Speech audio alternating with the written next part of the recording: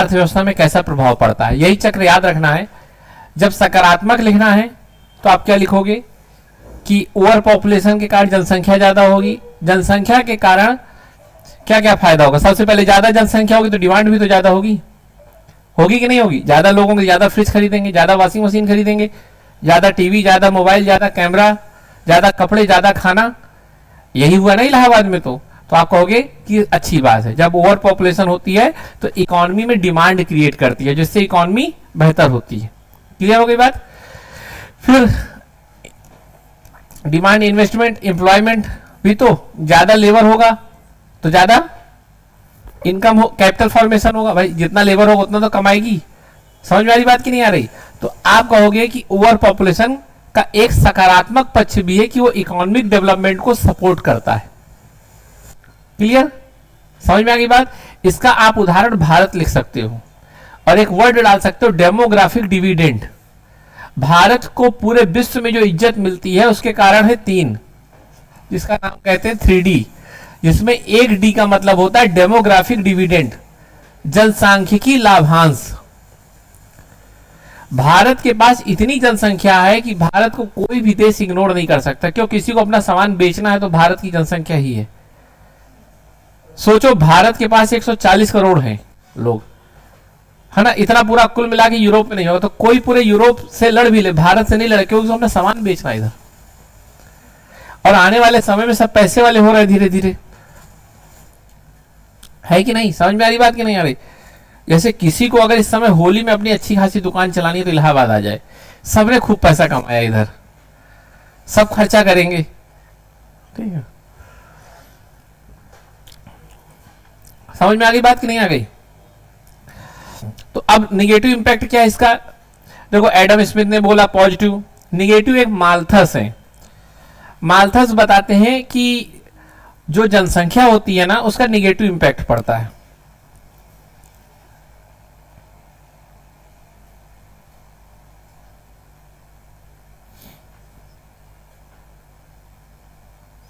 ठीक है। तो सकारात्मक किसका किसका नाम लिख लोगे, एडम स्मिथ का। एडम स्मिथ ने क्या कहा था, जितनी ज्यादा जनसंख्या उतना ज्यादा श्रम, उतना ज्यादा लेबर। लेबर एक किसी भी देश के लिए सबसे इंपॉर्टेंट है। एक और नाम डाल देना, कीन्स, बहुत बार सुना होगा। कीन्स कहते हैं कि जितनी ज्यादा किसी देश में डिमांड होगी उतनी ही उस देश की ज्यादा अच्छी इकोनॉमी होगी। और डिमांड किससे होगी, लोगों से ही तो होगी। तो भी कीन्स भी लिख सकते हो, ठीक है। अच्छा एक बात मुझे बताओ, क्या आवश्यकता आविष्कार की जननी होती है, सुना है ये। ज्यादा पॉपुलेशन होगी तो बहुत ज्यादा तरह की आवश्यकताएं होंगी तो उतना ही इनोवेशन होगा, आविष्कार भी होगा। तो इनोवेशन को भी जनसंख्या से जोड़ा जाता है। जैसे इलाहाबाद में इतनी जनसंख्या आई उतने तरीके आविष्कार भी किए गए होंगे ना, कि कैसे कम जगह पे अच्छे होटल बन जाए। देखा होगा कैसे, मतलब चलो बैलगाड़ी कोई चला रहा है, मतलब बैलगाड़ी तो चलो पुराना हो गया, कुछ ऐसी 4 व्हीलर बनाई जाएंगी जिसमें ज्यादा लोग बैठ सके। क्योंकि जो जनसंख्या बढ़ेगी वो लोगों को मोटिवेट करेगी पैसा कमाने के लिए, लोगों को या ज्यादा से ज्यादा जनसंख्या को अपने पास आर्थिक रूप से बुलाने के लिए कुछ ना कुछ इनोवेशन करेंगे, है ना। ऐसी मशीनें बनेगी जिसमें कम समय में ज्यादा खाना बन जाए। होटल वाले ऐसे सोचेंगे ना, बहुत भीड़ आ रही, सोचो जिस समय बहुत भीड़ आ रही थी चाय नहीं बना पा रहे होंगे तो कुछ ना कुछ तो दिमाग लगाएंगे चाय कैसे जल्दी बने, ठीक है। तो ये सब चीजें हैं, ठीक है। और ज्यादा जनसंख्या होगी उतनी आपके पास बड़ी सेना होगी, और जितनी बड़ी आपके पास सेना होगी आप उतने पावरफुल होगे। पावरफुल होगे तो इकोनॉमिकल भी तो होगे भाई। आप जितने पावरफुल होगे आप उतने ही सेफ रहोगे। ये बताओ अगर आपके घर में पावरफुल लोग हैं तो उतना ही ज्यादा आर्थिक गतिविधियों को कर पाओगे ना। तो ये हो गया जनसंख्या का सकारात्मक प्रभाव। अब नकारात्मक प्रभाव क्या है, इसमें डालोगे नाम थॉमस माल्थस, जिन्होंने अपनी पॉपुलेशन थ्योरी दी। माल्थस ने कहा कि जो जनसंख्या बढ़ती है वो कैसे बढ़ती है, 2 से 4, 4 से 8 गुणा, है इसको क्या बोलते हैं, ज्योमेट्रिक ग्रोथ। क्या बोलते हैं, ज्यामिति ग्रोथ। 2, 4, 8 होती है, और जो संसाधन है वो 1, 2, 3 बढ़ते हैं। तो कहा कि जनसंख्या की जो वृद्धि दर होती है और जो संसाधनों की वृद्धि दर होती है उसमें बहुत बड़ा अंतर हो जाता है। जैसे मान लो अभी दोनों सेम है, ठीक है। अब जनसंख्या मान लो हो गई 2 से 4, और आलू 1 किलो से 2 किलो होगा, ठीक है तब भी खा लेंगे। लेकिन जनसंख्या 2 से 4 से 8 हो गई, आलू 1 किलो 3 किलो उठा, 3 किलो आलू और 8 लोग, क्या होगा, समस्या आ जाएगी ना। तो इससे नकारात्मक प्रभाव पड़ता है किस पे, संसाधनों पे दबाव पड़ता है। पर्यावरण का इसका नकारात्मक प्रभाव, जितने ज्यादा लोग होंगे, अब जैसे कुंभ के मेले के कारण क्या हुआ, गाड़ियां खूब हुई, हवा खराब हुई, है ना, पानी गंदा हुआ खूब, तो हाँ हाँ ठीक है। तो आप कह सकते हो कि ज्यादा जनसंख्या से और क्या होता है, प्राकृतिक नेचुरल रिसोर्स पे ज्यादा दबाव पड़ता है। जितनी ज्यादा लोग होंगे बेरोजगारी भी उतनी ज्यादा बढ़ेगी, अपराध बढ़ेंगे।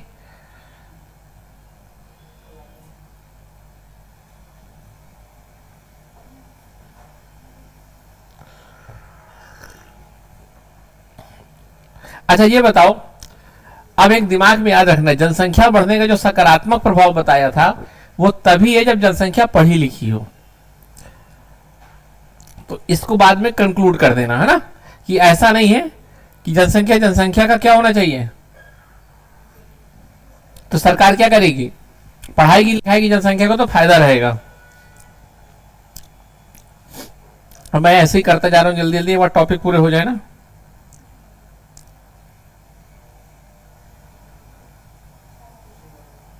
अब अगला टॉपिक क्या है, टेक्नोलॉजिकल बैकवर्डनेस, तकनीकी पिछड़ापन। इसको कोई बताओगे, इसका क्या, तकनीकी पिछड़ेपन को कैसे डिफाइन करोगे?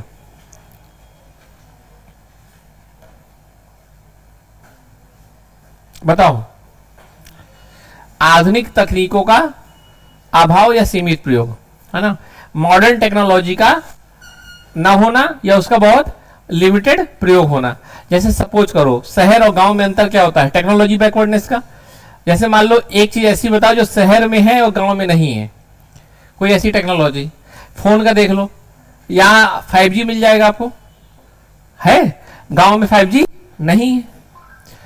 और यहाँ नेटवर्क हमेशा होंगे, गांव में कभी जाएंगे कभी आएंगे, लाइट का भी यही है।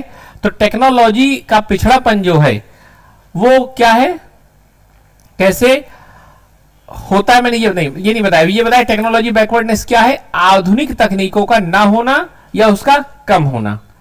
ठीक है, ये शब्द लिख लिया। अब आपके मन में सवाल आ रहा होगा कि टेक्नोलॉजी का इकोनॉमिक डेवलपमेंट से क्या रिलेशन है। तो देखो, इकोनॉमिक डेवलपमेंट में सबसे ज्यादा इंपॉर्टेंट क्या है, उत्पादकता, प्रोडक्टिविटी।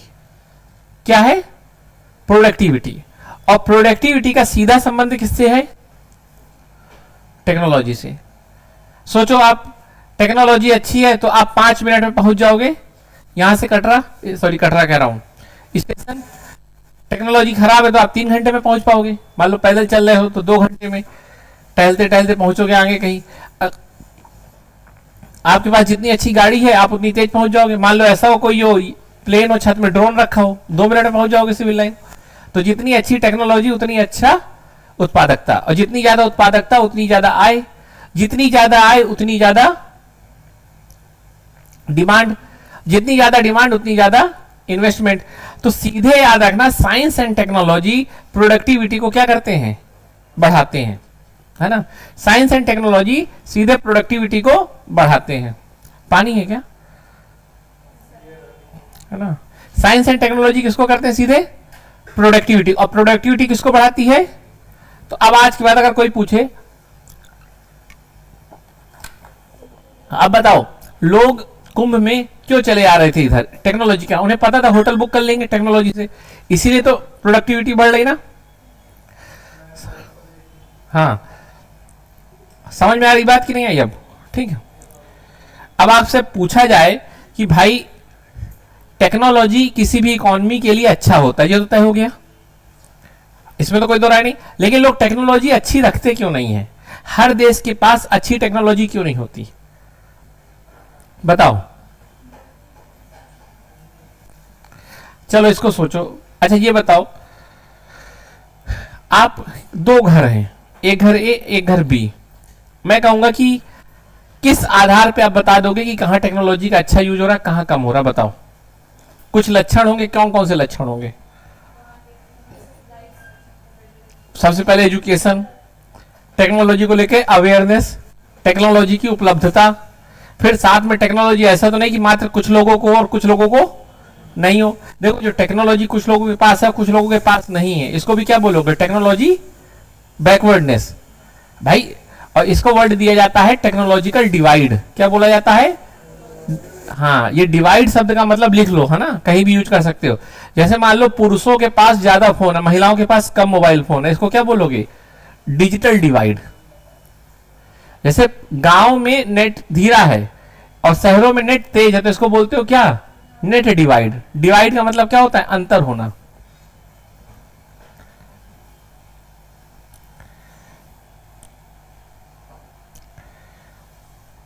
अच्छा चलो, एक बात समझ लेना, एक वर्ड है सोलो विकास मॉडल, है ना, रॉबर्ट सोलो ग्रोथ मॉडल। मैं आपको सीधे साइंटिस्ट के नाम लेके ही जो भी है उसके बारे में बता देता हूं, क्योंकि अब तनु कह रही नहीं पढ़ना तो ठीक है ना।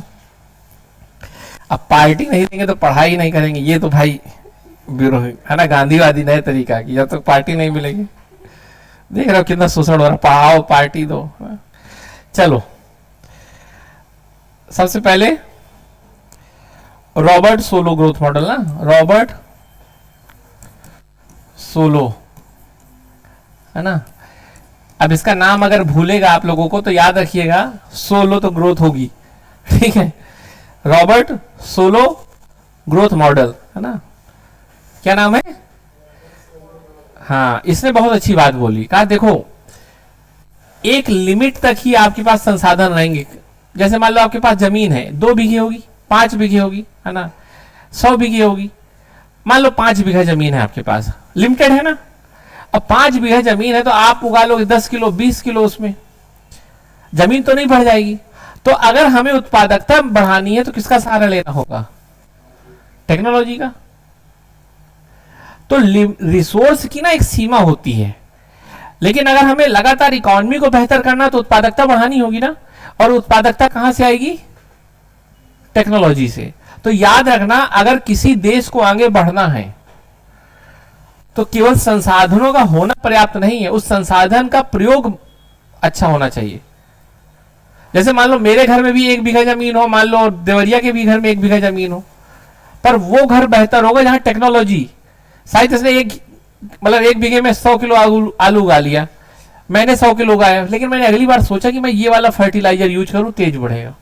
फिर पानी को ऐसे सींचू तो और होगा, फिर कंप्यूटर का कुछ यूज करके करूं तो और होगा, ड्रोन का यूज करूं तो और होगा। पता चला ये अभी 100 ही उगा रहा है, मेरा 1000 उगने लगा।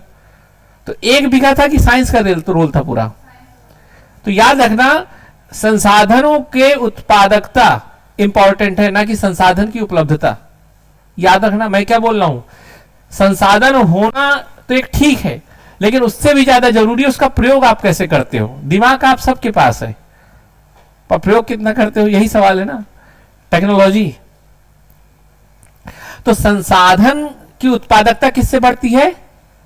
प्रौद्योगिकी या टेक्नोलॉजी से। समझे? जैसे जापान, सबसे रिसोर्स वहां कम होंगे, दिन भर तो भूकंप आते हैं, तो समस्या भी है। अब देखो छोटे छोटे एरिया में बना हुआ है, लेकिन क्या है उसके पास? तो यहां भी टेक्नोलॉजी बैकवर्डनेस का एग्जांपल आए, उसका मतलब प्रभाव दिखाना हो कि टेक्नोलॉजी अच्छी होने से क्या होता है, तो किसका नाम लिखोगे? जापान का। समझ में आ गई बात? ठीक है। अब एक नाम आपने डाला था जोसेफ शुम्पेटर, है ना, मैं बताया था ना, शुम्पेटर। मैंने कहा था शुम्पेटर क्या बोलते हैं बार बार, कि इकोनॉमी में जो बूम आता है ना वो इनोवेशन से होता है। सोचो अगर ट्रेन ना होती, सोचो अगर कार ना होती, या ओयो गोआईबो ना होता, तो ये बताओ कुंभ में इतनी भीड़ आती? इनोवेशन से ही आई ना। एक इनोवेशन क्या हुआ?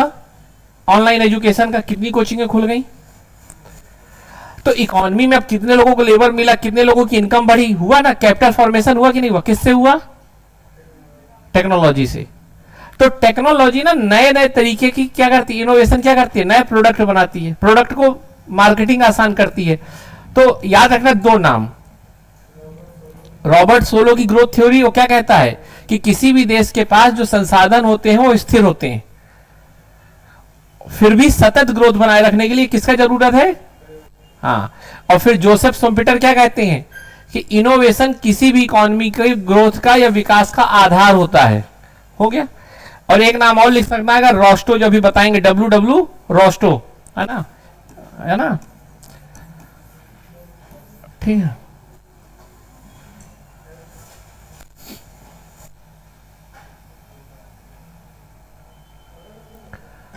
ठीक है, अब देखो रोस्टो क्या कहते हैं।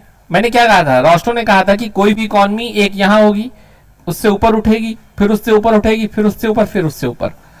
इकॉनमी जब यहां से यहां जाती है तो सबसे बड़ा रोल किसका होता है? टेक्नोलॉजी का। कैसे?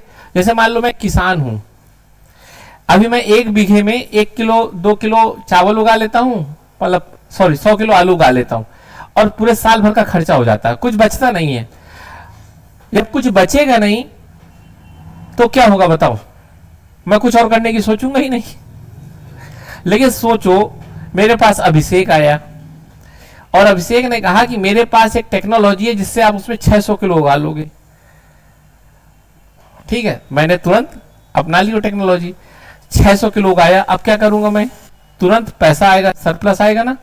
सरप्लस आएगा तो मैं खेती के अलावा और काम भी करूंगा, कुछ करूंगा और कुछ बेहतर करने की कोशिश करूंगा। तो क्या हुआ? फिर 2 लोगों को नौकरी दूंगा, है कि नहीं? तो ये बताओ, ये कैसे मैं एक जगह से दूसरी जगह शिफ्ट हुआ? उसका क्या रोल था मेन? किस चीज के कारण? टेक्नोलॉजी के कारण, है कि नहीं? जैसे मान लो पढ़ाई की टेक्नोलॉजी अभी आपको अच्छी नहीं है आपके पास। अच्छा, कितने लोगों को लगता है यूपीएससी की तैयारी और कॉलेज लाइफ एक दूसरे को डिस्टर्ब करती है ना? लेकिन अगर आपके पास अच्छी टेक्नोलॉजी हो तो ये अच्छा हो जाए, तो सारा रोल आप 1 मिनट में आपका स्टैंडर्ड ऊपर उठ जाएगा। किससे? टेक्नोलॉजी से। पढ़ाई का तरीका बदल दो, पढ़ाई की भी तो टेक्नोलॉजी होती है। ठीक है, जैसे मेरे पास अच्छे 2 लोग अगर रिसोर्स हो जाए ना, तो जो ये आप डी कुमार पढ़ते हो ना, जैसे ये इस तरह की जितनी भी मैगजीन आती हैं, इसकी लैंग्वेज इतनी कठिन होती है, इतनी बकवास होती है, और लोग पढ़ रहे हैं। और सबसे बड़ी बात है, ये जो बेच रहे हैं ये अभी तक सुधार नहीं कर रहे। ये मतलब अब क्या ही बोलूं, तो मैं कुछ ऐसा सोच रहा हूं कि अपना प्रोडक्ट लाया जाए, है ना भाई। जो नोट्स मैंने भेजा आपको, वो आप अगर नोट्स पढ़ोगे तो कम से कम कुछ तो लिख के आ जाओगे। अगर आप पढ़ते हो, मान लो ये ठीक है, जो भी है ABCD कुमार, उसको पढ़ोगे उसमें बड़ी दिक्कत आ सकती है, इतना कठिन लैंग्वेज लिखा है उसमें। समझ में आ रही बात कि नहीं आ रही? तो ये क्या है? टेक्नोलॉजी, है ना। देखो अभी जो नया आया उस टेक्नोलॉजी AI का साइन लगा के दिखाया है, तो कुछ ना कुछ सारी टेक्नोलॉजी का यूज किया हो, सुधार किया हो। तो सुधार टेक्नोलॉजी से होता है तो क्या होगा? प्रोडक्टिविटी बढ़ेगी। चलो आगे चलते हैं। एक वर्ड याद रखना, क्रिएटिव डिस्ट्रक्शन, रचनात्मक विनाश। क्रिएटिव डिस्ट्रक्शन, इसका कोई बताएगा क्या मतलब होगा? जहां भी लिखोगे ये वर्ड, वहीं यहां जोसेफ शुम्पेटर, मतलब क्रिएटिव डिस्ट्रक्शन मतलब समझते हो? जैसे मान लो मैं भी आपको खूब मारूं किसी अच्छे पर्पज से, मतलब रात कराने के मतलब में, तो ऐसी कुटाई जिसका पर्पज कुछ अच्छा करना हो। नहीं ऐसा नहीं, मजाक कर रहा हूं। जैसे मान लो ई रिक्शा आ गए, क्रिएटिव हुआ, लेकिन इसने क्या खत्म कर दिया? पैर से, मतलब जो मैनुअली रिक्शा चलते थे खत्म कर दिया ना। तो जब भी कोई टेक्नोलॉजी आती है नई, वो पुरानी चीजों को क्या कर देती है ना। तो इसी को क्या कहते हैं? रचनात्मक विनाश। जैसे मैं कहूं कि मैं मान लो किसी चीज का विनाश करना चाहता हूं, तो एक तो होता है विनाश कर देना, लेकिन एक हो सकता है कि उससे बेहतर बना दूं कि वो अपने आप खत्म हो जाए। उदाहरण के तौर पे अगर मैं कहूं कि मुझे 5G का खत्म करना है, तो मैं 6G बना दूं, तो ये क्या होगा? Creative distraction. और ये कैसे पॉसिबल है? साइंस एंड टेक्नोलॉजी से। और ये अच्छा माना जाता है, ना कि बुरा। इसको क्या बोलते हैं? Creative distraction. सकारात्मक, ये सॉरी रचनात्मक विकास, मतलब किसी चीज की आप जब रचना करोगे, है ना। हाँ, अरे आप लोग अपने घर में भी तो करते हो, नए कपड़े लाते हो तो पुराने कपड़े को तो क्या बाहर हो गया ना। तो ये भी क्या है? रचनात्मक विनाश। वो बात अलग कि आपकी मम्मी नहीं नहीं नहीं इसको भी यूज करो अभी, हाँ छोटा नहीं, रुको किसी को दे देंगे, है ना। नॉर्मली मध्यम वर्गीय परिवार की 3-4 चीजें होती हैं। जब आप बाहर पढ़ते हो तो पुराने कपड़े लेके आना अगली बार, बोतल डिब्बा जितना है सब आना चाहिए, है। हाँ कुछ चीजें भारत से सीखनी चाहिए, ठीक है। चलो ये हो गया। अब एक है इन्वायरमेंट एंड डेवलपमेंट, है ना।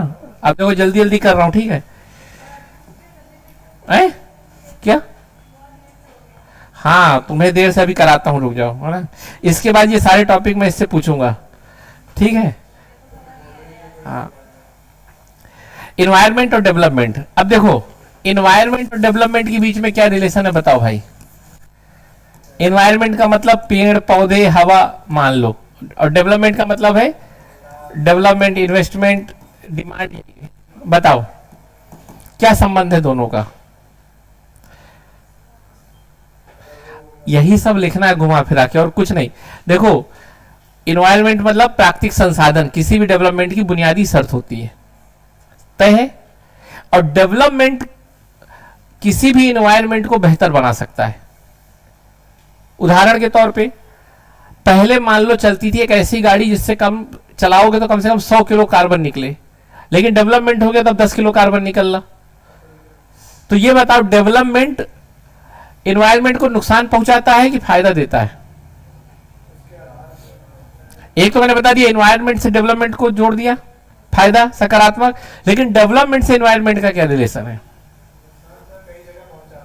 देखो इसके बारे में एक शख्स है कुजनेट्स, जो कहते हैं कि जब भी कोई विकास होता है, कुजनेट्स है ना, जब भी कोई विकास होता है तो विकास की शुरुआती चरण में, विकास की शुरुआती चरण में पर्यावरण को नुकसान पहुंचता है एक समय तक, लेकिन फिर एक समय के बाद वो चीजें पलट जाती। उदाहरण के तौर पे समझा देता हूं। जैसे पहले हम लोग चलते थे बैलगाड़ी से, कोई विकास नहीं, फिर आया मोटरसाइकिल, क्या हुआ, विकास बढ़ा, पॉल्यूशन बढ़ा। बात तो सही हुई कि विकास की शुरुआत की चरण में एनवायरनमेंट को नुकसान होता है, लेकिन जब बहुत हो गया तो क्या आ गया, ई रिक्शा आ गया। अब ई रिक्शा से क्या हुआ, जब विकास अपनी चरम पे होगा तो एनवायरनमेंट को नुकसान पहुंचना कम कर देगा और धीरे धीरे उसको सुधारना भी चालू कर देगा। आने वाले समय में कुछ ऐसी गाड़ियां आ जाए जो एयर प्यूरिफाई करने लगे। समझ में आ रही बात? तो अब समझ में आ गया। तो इसको कैसे, इस पहला ग्राफ इसको ऐसे बना सकते हो। हाँ ठीक है, शुरुआत में क्या होगा, पॉल्यूशन बढ़ेगा, लेकिन एक समय के बाद पॉल्यूशन, हाँ समझ में आ गई बात कि नहीं आ गई? ठीक है, तो ये हो गया। आप समझ में आया संजना? अब ये भी नहीं आया, ई रिक्शा बैलगाड़ी, है ना। हाँ ठीक, जैसे मान लो तुम्हारे पास इस समय 80-90 ट्रक हैं, ठीक है, तो ये बताओ वो ट्रक पॉल्यूशन दे रहे हैं कि कम कर रहे हैं? दे रहे हैं ना। लेकिन धीरे धीरे आज से 100 साल बाद जब खूब पैसा आ जाएगा तुम्हारे पास तो इलेक्ट्रॉनिक ट्रक हो जाएंगे सब, तो पॉल्यूशन कम होना चालू होगा ना। और 300 साल बाद ऐसे ट्रक आ जाएंगे जो एयर प्यूरिफाई करने लगे मान लो। तो यही हुआ ना, अब आगे समझ में, है ना। ठीक है, पता चला कल कोई संजना को किडनैप कर लिया 80-90 ट्रक। ठीक है, ऐसा नहीं है, ठीक है, वो सब ट्रक प्लास्टिक के हैं, खिलौने हैं। चलो ये वाला कॉन्सेप्ट हो गया। अब आगे चलते हैं।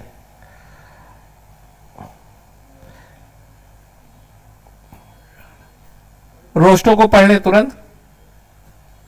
स्टेज ऑफ ग्रोथ, विकास के चरण।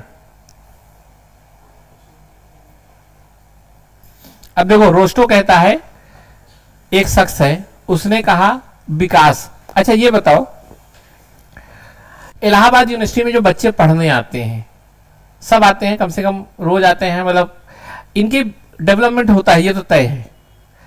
अच्छा क्या कॉमन है इनके बीच में डेवलपमेंट में? कुछ चीजें कॉमन दिखती है जिसमें सब में दिखेंगी, बताओ जो सब में दिखता हो। पहले आते होंगे, फिर धीरे धीरे नई टेक्नोलॉजी, फिर यूपीएससी की तरफ लगाव बढ़ता होगा, कुछ चीजें कॉमन है ना। तो वैसे ही सारा जो विकास हो रहा है हर देश का, तो जो रोस्टो ने ना उस कुछ कॉमन चीजें देखी और फिर कहा कि विकास की ये प्रक्रिया है, ऐसे ही विकास होता है। और उसने कहा जो भी विकास होता है वो 5 चरण में होता है, ठीक है।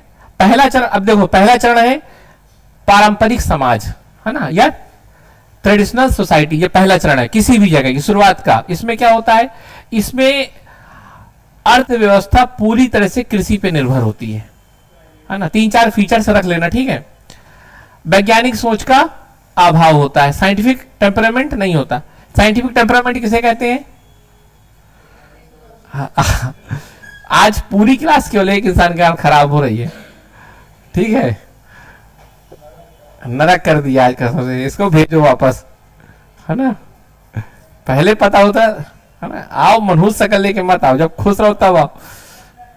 क्या? हाँ, साइंटिफिक टेम्परामेंट नहीं होता प्रारंभिक समाज में। जैसे बैलगाड़ी का चलना था इस समय, है ना, खेती जो होती थी पूरे परंपरागत तरीके से होती थी। सामाजिक ढांचा कैसे होता है? बहुत कंजर्वेटिव, महिलाओं को बाहर नहीं पढ़ने भेजा जाएगा, हर चीज में समाज में क्या बिल्कुल सब कुछ रुका हुआ है, ये होता है पहला। इससे हम आते हैं दूसरे चरण में, जिसको बोलते हैं precondition of for take off. Take off समझते हो किसे कहते हैं? जो हवाई जहाज होता है, कभी भी आप लोग में प्लेन में बैठा कोई, है ना?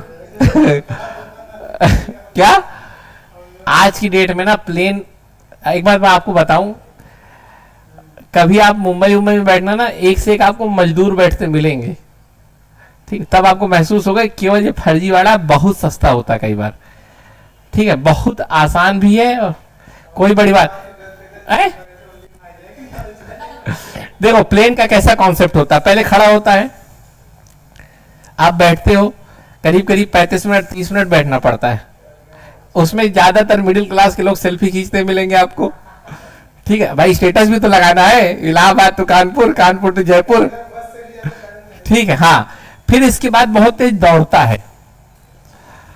सबसे ज्यादा जो इंटरेस्टिंग टाइम होता है यही होता है, जब बहुत तेजी से स्पीड होती है। यहां पर एक फेज होता है जिसमें वो ऐसे हो जाता है, इसको कहते हैं टेक ऑफ।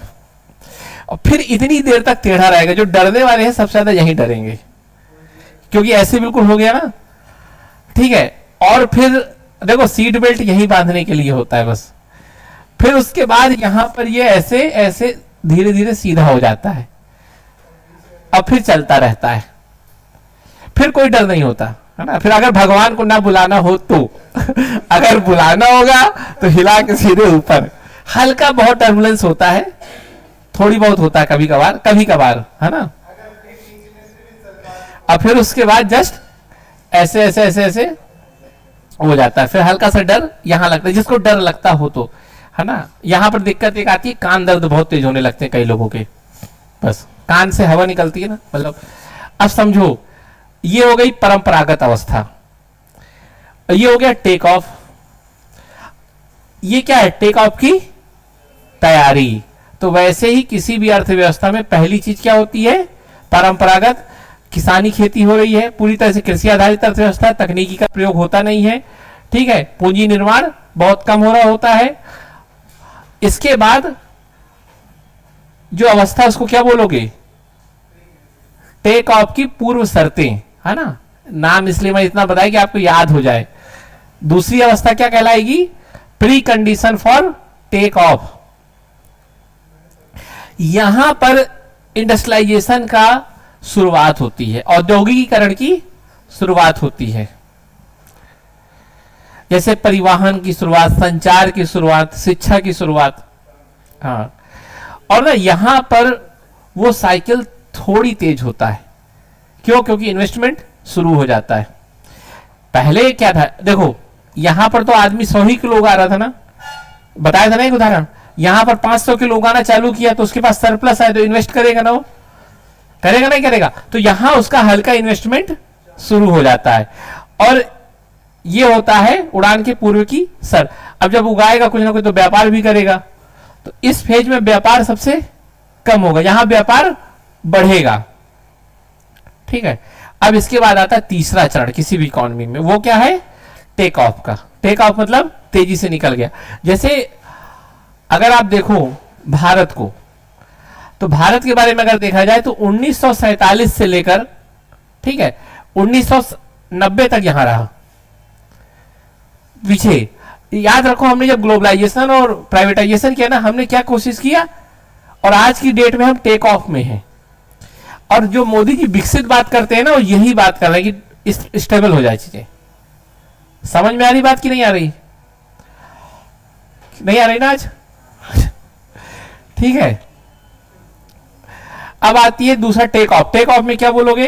अर्थव्यवस्था की ग्रोथ तेज होती है, वही लिखोगे औद्योगिकीकरण तेज होता है, इन्वेस्टमेंट रेट 10% से ज्यादा हो जाता है। बस इतना रट लेना, ये वर्ड याद रखना है। टेक ऑफ में इन्वेस्टमेंट, हाँ यही सुनूंगा बस, ये संजना से पूछूंगा जाते जाते।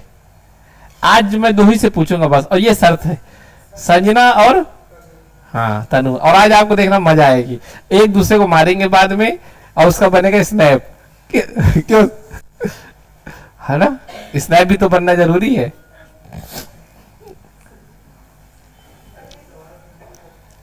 अच्छा ये बताओ, इधर पे ज्यादातर लोग कहां पर थे? सादा लेबर कहां रहा होगा? एग्रीकल्चर पे। इधर पे एग्रीकल्चर पे ज्यादा रहे होंगे, थोड़ी थोड़ी कहां गए होंगे, लेकिन यहां पर इंडस्ट्री में ज्यादा बढ़ने लगेंगे, वो भी लिख लो। अब ये है ड्राइव टू मैच्योरिटी, इसको बोलते हैं परिपक्व अवस्था। कौन सी अवस्था है ये? चौथी, ड्राइव टू मैच्योरिटी, है ना? हाँ अच्छा, आप लोगों की इमेजिन, मुझे लग रहा है कि हवाई जहाज उड़ रहा है, मैं फील कर रहा हूं। हाँ ड्राइव टू मैच्योरिटी हो गया। ठीक है, बना सकते हो, इसमें फीचर्स तो लिखना पड़ेगा ना, बस पहला फीचर, दूसरा फीचर, तीसरा फीचर, चौथा, है ना? क्या दिक्कत है? थर्ड नहीं, फोर्थ आ गया, ड्राइव टू मैच्योरिटी। थर्ड तो टेक ऑफ है ना, सेकंड तो टेक ऑफ की पूर्व शर्तें। पता तुम लोगों का एग्जाम आ गया, सिलेबस की पहली यूनिट है। कोई दिक्कत नहीं है?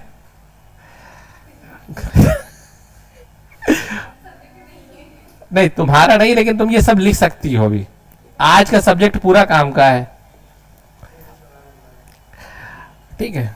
आज मैं जब पढ़ रहा था ना, तो यूपीएससी में मेरे समय पे एक सवाल आया था, आज अगर मैं पढ़ाऊं तो ये चीज तो बहुत अच्छा आंसर लिखता उसका, ठीक है। अब ड्राइव टू मैच्योरिटी में क्या होगा? इकोनॉमी क्या हो जाएगी? स्टेबल।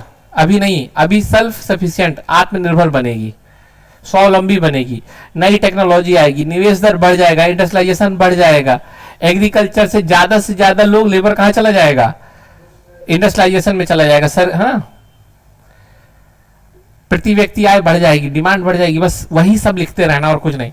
और ये आ जाए। अच्छा ये बताओ, यहां हो गया, यहां हो गया, ये हो गया, ये हो गया, यहां हो गया, अब सेटअप। अब इसके बाद क्या होगा? अपने घर को सोचो, तुम्हारे घर में पहले 100 किलो था, फिर 500 किलो हुआ मेरे घर में, ठीक है। तो मैंने कहीं बिजनेस करने की सोची, तो जब तक 100 किलो था तो मैं यहां था, 500 किलो होने लगा इधर, तो बिजनेस करूंगा। फिर वो बिजनेस किया, मतलब टेक ऑफ किया। इलाहाबाद में मैंने मान लो एक फैक्ट्री लगा दी। इस स्टेज में मैं इलाहाबाद की फैक्ट्री को क्या कर चुका हूं? मजबूत से बना चुका हूं। अब क्या होगा ये बताओ? अब मैं इस फैक्ट्री को बहुत बेहतर बनाने की कोशिश करूंगा। तो पता चला मैंने 10 यूट्यूबर हायर किए कि दिन भर मेरे बैटरी शॉर्ट्स दिखाते रहना, है कि नहीं?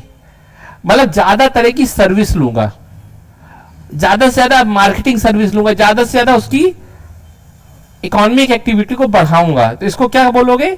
As of high mass consumption. और सोचो, घर को भी ध्यान रखो ना, यहां पर आपका जब घर में बहुत पैसा आता है, जैसे अंबानी है और आप हो, अंबानी भी 3 रोटी खाता होगा, तुम भी 3 रोटी खाते हो, है ना? अच्छा ये बताओ अंतर क्या है?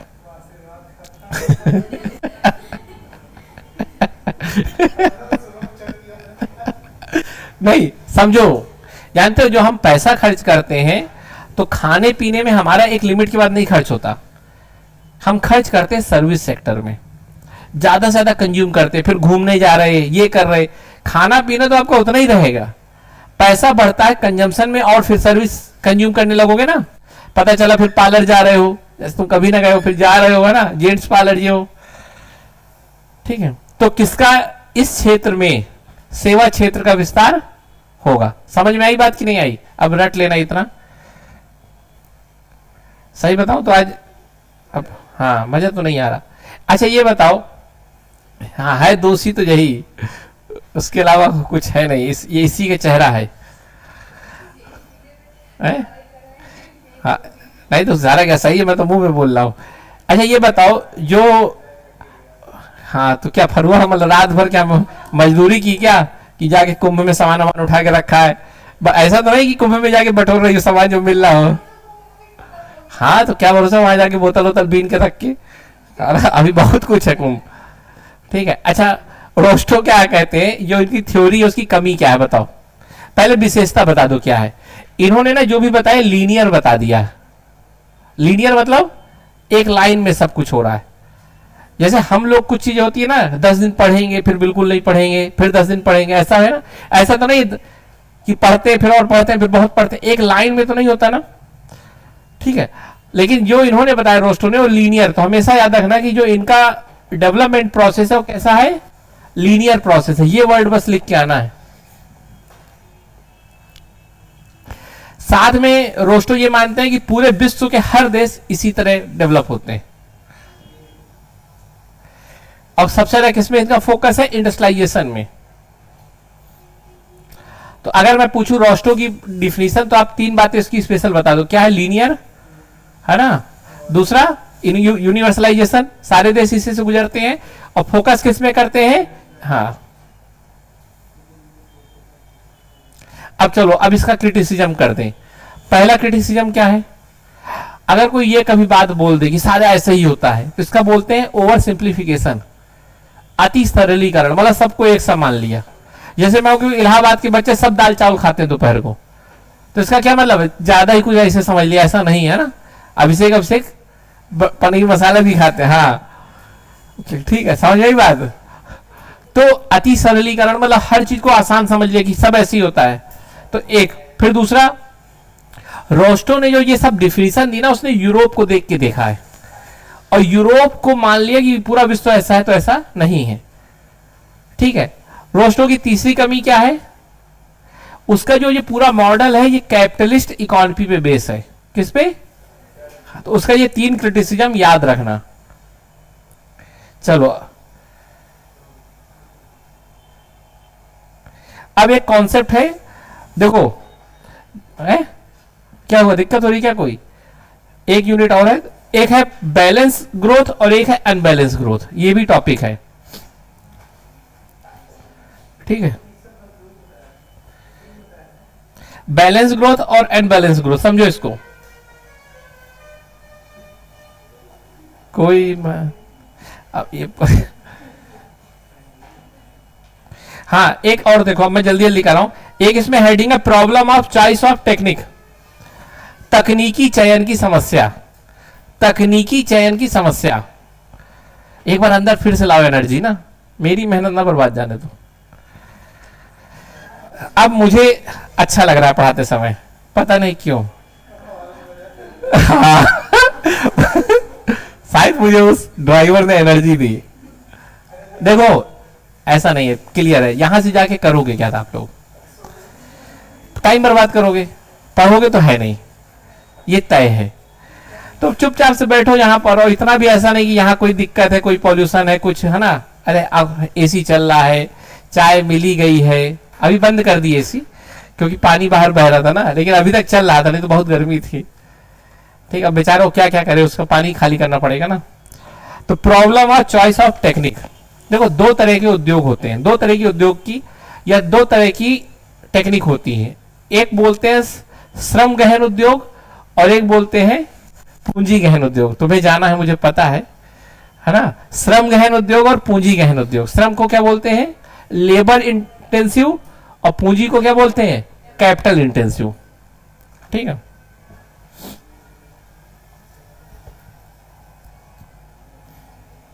पढ़ाऊंगा चाहे तुम लोग जो करो, है ना। लेबर इंटेंसिव और कैपिटल इंटेंसिव टेक्नोलॉजी, मतलब अगर मुझे कोई बिजनेस करना है तो उसमें दो तरह की टेक्नोलॉजी हो सकती है, एक लेबर इंटेंसिव टेक्नोलॉजी है, कैपिटल इंटेंसिव टेक्नोलॉजी।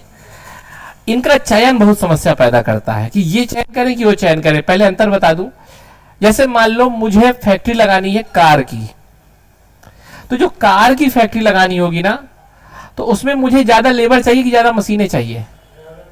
मशीनें, बड़ी बड़ी मशीनें चाहिए, लेबर का काम नहीं है। तो ये क्या है? Capital intensive. कैपिटल मतलब जिसमें पैसा लगे, मशीनें आए, वो। अब जैसे मान लो मुझे सपोज करो कि कपड़े की फैक्ट्री खोलनी है, कपड़े सिलने वाला काम, जैसे मान लो बुटीक का काम है, तो बुटीक का काम मशीनों से, किससे होता है? लेबर से। जैसे मान लो, अगर मान लो एक खोले, है ना, अभिषेक बुटीक सेंटर, यहां पर सभी तरह के कपड़े सिले जाते हैं, है ना, और एक होता है ना सूट स्पेशलिस्ट, है ना, अभिषेक रायबरेली वाले, हाँ इनका बिजनेस है, कपड़े पर अच्छा सिलते हैं। तो अगर मान लो अभिषेक है तो क्या बताओ, लेबर ज्यादा रखना पड़ेगा ना। तो दो तरह के टेक्नोलॉजी होती हैं, कैसी कैसी? लेबर इंटेंसिव और, अब सवाल है इसमें चयन किसका करें। देखो, जब लेबर इंटेंसिव करोगे तो लेबर तो रखोगे आप, लेकिन उसकी प्रोडक्टिविटी कई बार बहुत कम होती है, ठीक है। लेकिन फायदा क्या होता है लेबर इंटेंसिव का? कि रोजगार बढ़ता है। जैसे भारत में क्या हुआ है कि भारत में जो ग्रोथ हुई है, उस ग्रोथ ने कैपिटल इंटेंसिव टेक्नोलॉजी को ज्यादा अपना लिया, तो ज्यादातर लोगों ने मशीनों का प्रयोग किया, लेबर रखा नहीं। इसीलिए भारत की जो नौकरी है रोजगार विहीन नौकरी ग्रोथ है। कौन सी? जॉबलेस। इसीलिए नौकरियां नहीं हो रही। हाँ, तो जैसे मतलब हमारे यहां जो सर्विस सेक्टर है, देखो याद रखो, दो होते हैं ना, एक होता है मैन्युफैक्चरिंग सेक्टर, एक होता है सर्विस सेक्टर। सर्विस सेक्टर ज्यादातर होता है कैपिटल इंटेंसिव, और हाँ ये होता है लेबर इंटेंसिव। समझो, भारत में ये चीज नहीं हुई, ये चीन में ज्यादा है, भारत में ये चीज ज्यादा हुई, इसी के कारण भारत में रोजगार की समस्या ज्यादा है। तो सवाल है कि दोनों के प्रो एंड कॉन्स है, ये भी फायदा कुछ रखता है, ये भी फायदा रखता है, तो इसी के चयन को लेके समस्या आती है, ठीक है। इससे क्या फायदा होगा, इससे क्या फायदा होगा, आपको पता ही है। अब मान लो कहीं लेबर ही नहीं है, तब क्या करोगे? जैसे जापान, जनसंख्या ही कम है, तो फिर कैपिटल इंटेंसिव अच्छा है ना। और जैसे मान लो बिहार बहुत लेबर है, जैसे मान लो केरल है, केरल में लोग कम है, ठीक है, तो वहां पर ये अच्छा लगेगा, पैसा लोगों के पास, लेकिन बिहार में लोग ज्यादा है, पैसा कम है, तो ये, तो अपने फायदे भी इसके, अपने नुकसान भी इसके।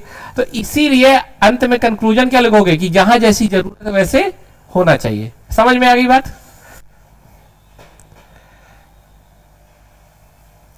अगर तुम लोग ऐसे ही चेहरा बनाए रहोगे तो मैं नोट्स भी नहीं भेजूंगा, ठीक है? तनु को सब कुछ समझ लो, इसी के कारण सब हो रहा है।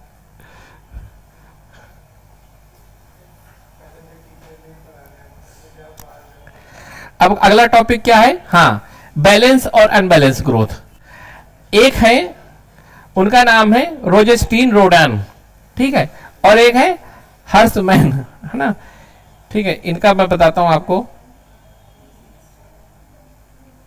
ठीक है, नाम पढ़ा हुआ है ना आपने, हर्षमैन, है ना, नहीं पढ़ा?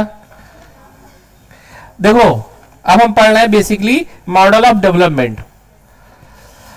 जैसे मान लो ये भारत है, ठीक है, और ये भारत है, नहीं भारत से नहीं, दिक्कत हो जाएगी आपको ना, कोई और देश, एक ऐसे समझाते हैं। जैसे दो तरह का डेवलपमेंट का मॉडल होता है, एक बैलेंस डेवलपमेंट, एक होता है अनबैलेंस डेवलपमेंट। जो बैलेंस डेवलपमेंट है, ठीक है, वो बेसिकली दिया है किसने? रोजेस्टीन रोडान, ठीक है, सिलेबस लिखा होगा आपका, इसने दिया है। ये क्या बोलते हैं? बैलेंस, बैलेंस, ठीक है, और उसके बाद, ठीक है ना, ये क्या बोलते हैं? अनबैलेंस। अब समझो इसके बीच में, ये कहते हैं अगर किसी देश को ग्रोथ करना है तो असंतुलित ग्रोथ करे, मतलब कुछ सेक्टर पे ज्यादा पैसा लगा दे, इन्वेस्टमेंट कर दे, बाकी सेक्टर को छोड़ दे। अनबैलेंस हुआ ना। जैसे मान लो इनके हिसाब से आयरन इंडस्ट्री में पैसा लगा दे भारत सरकार, बाकी इंडस्ट्री छोड़ दे, तो अनबैलेंस है, ठीक है। ये क्या कहेंगे, नहीं आयरन में भी लगाए, प्लास्टिक इंडस्ट्री में लगाए, सारी इंडस्ट्री में, टॉय इंडस्ट्री में लगाए, सारी इंडस्ट्री में एक साथ पैसा लगाए। तो ये जो कहेंगे वो कहेंगे कि सरकार बहुत बड़ी मात्रा में पैसा लगाए, तो इसको कहते हैं बिग पुश थ्योरी, बड़ा धक्का देना पड़ेगा।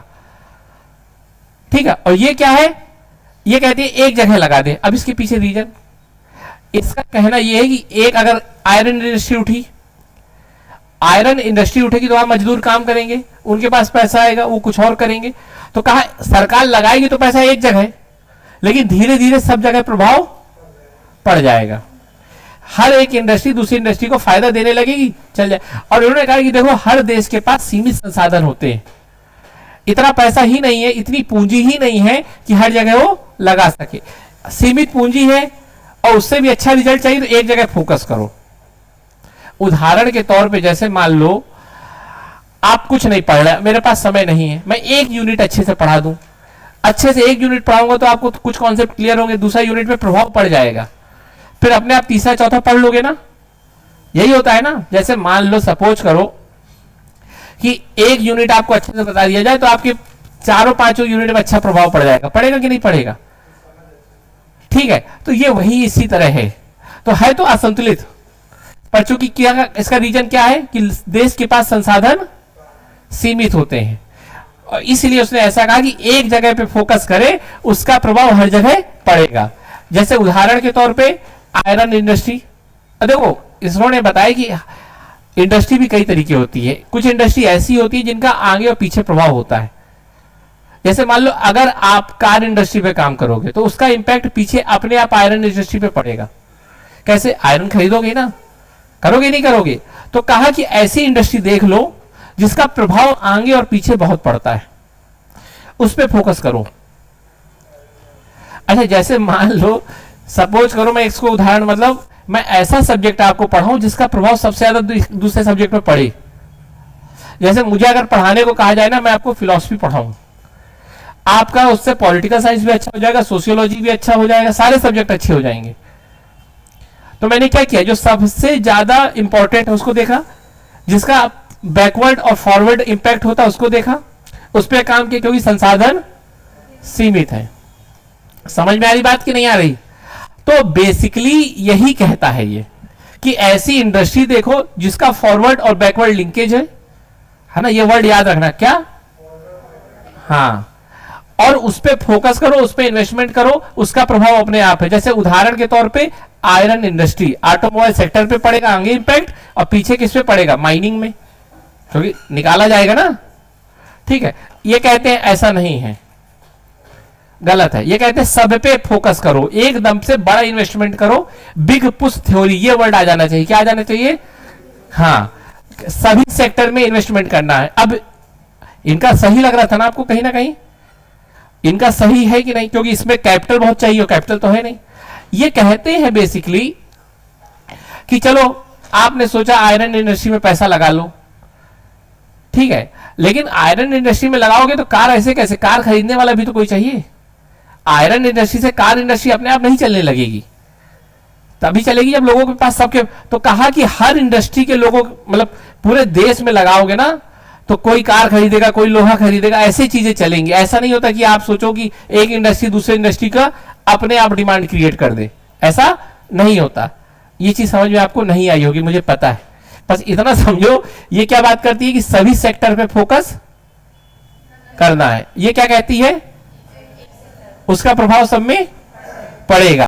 ये बात करता है बिग पुश थ्योरी की, ये बात करता है सीमित संसाधन की। बस इतना भी आगे बहुत है।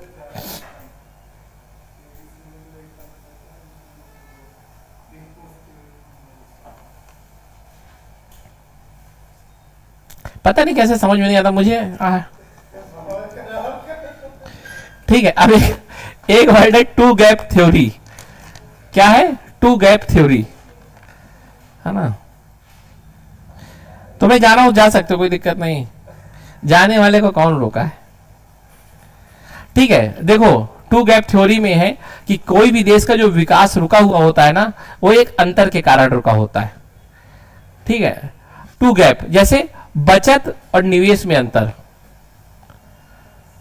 है ना। जैसे मान लो अगर आपको नंबर लाना है 100 नंबर, 100 नंबर के लिए आपको पढ़ना है 10 घंटे, पर आपके पास बचते ही 3 घंटे हैं, तो ये क्या हो गया, गैप हो गया। समझ में आ रही बात कि नहीं आ रही? आपको पढ़ना कितना है, 10 घंटे, और समय कितना मिल रहा है, 3 घंटे, तो कितना गैप है, 7 घंटे का ना। तो इसको गैप बोलेंगे, और इसी के कारण आपका रिजल्ट रुका रहेगा। जैसे कई लोग नहीं होते हैं, नौकरी कर रहे हैं, टाइम ही नहीं मिलता, तो बेसिकली यही कहना चाहते हैं ना, जितने घंटे मुझे पढ़ना है और जितना घंटे मैं पढ़ सकता हूं उसके बीच में क्या है, अंतर। तो वैसे ही कुछ लोगों ने कहा कि कई देश जो होते हैं जिसमें विकास नहीं हो पा रहा, उसका सबसे बड़ा कारण होता है अंतर होना। एक अंतर होता है बचत और निवेश में। अगर मान लो निवेश करना है 1000 रुपए और बचत है केवल 100 रुपए की, तो अंतर हो गया ना। तो कहा जो विकसित नहीं हो पा रहे देश, उसमें सबसे बड़ी कमी यही है, किसका, बचत और निवेश का अंतर। समझ में आ रही बात कि नहीं आ रही? इसी के लिए लोग विदेश से निवेश मंगाते हैं, ताकि ये अंतर कम हो, है ना। और दूसरा अंतर क्या होता है, विदेशी मुद्रा या व्यापार संतुलन का अंतर। मतलब जितना आप देखो, जैसे मान लो मैं कमजोर हूं, अभी मुझे कुछ अच्छी चीज खरीदनी है, तो मुझे पैसा चाहिए ना। तो जितना पैसा चाहिए उतना नहीं, खासकर विदेशी मुद्रा। जैसे मान लो भारत है, भारत को विदेश से बहुत चीजें चाहिए, और भारत को चाहिए मतलब जितना भी विदेश से खरीदना है उसके लिए चाहिए $100, है केवल अभी $50, तो $50 नहीं रहेगा ना हमारे पास, तो हम नहीं खरीद पाएंगे ना। और यही हमारी डेवलपमेंट में क्या बढ़ जाएगी, बाधा पड़ेगी कि नहीं पड़ेगी। तो यही डेवलपमेंट में जो बाधा है, तो कहा ये भी समस्या है। जितनी आपको विदेशी मुद्रा चाहिए उतनी आपके पास नहीं होती।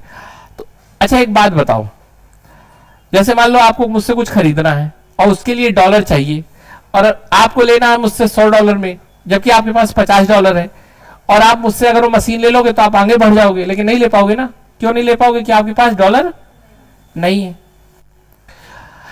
और अगर डॉलर, दूसरी बात बचत और निवेश का अंतर।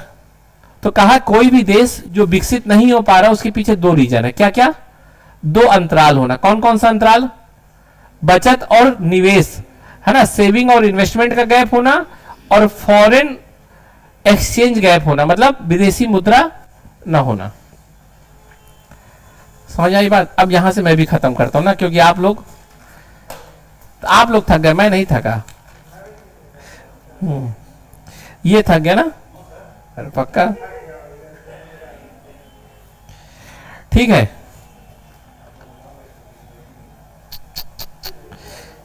एक बार में चलो ठीक है, जाने दो, है ना, नहीं तो बददुआ दे रही होगी अंदर से तनु, और कुछ नहीं।